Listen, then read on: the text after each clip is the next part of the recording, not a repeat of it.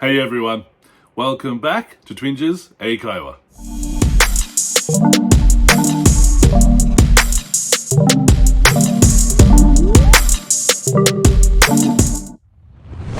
皆さんこんにちは。Twinges 英会話です。Welcome back。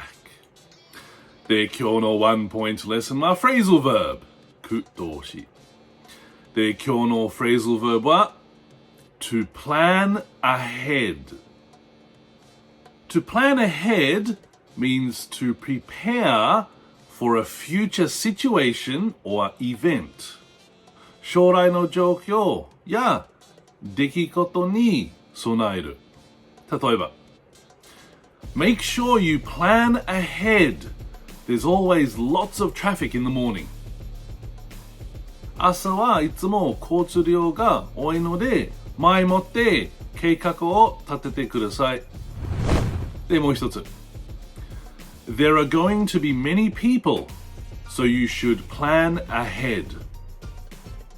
人が多いので、計画的に進めてください。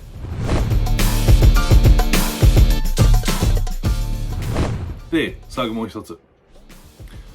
To avoid any trouble, be sure to plan ahead.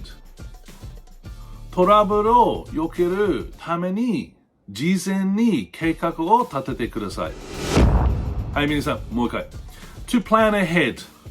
To prepare for a future situation or event. 将来の状況や出来事に備える。はい、皆さん、勉強しましたか？はい、よかった。それで、質問ならば、提案ならば、みんな下、コメントお願いします。で、皆さん、いつも見る、本当にありがとう。Thank you for watching and see you in the next one. Bye bye.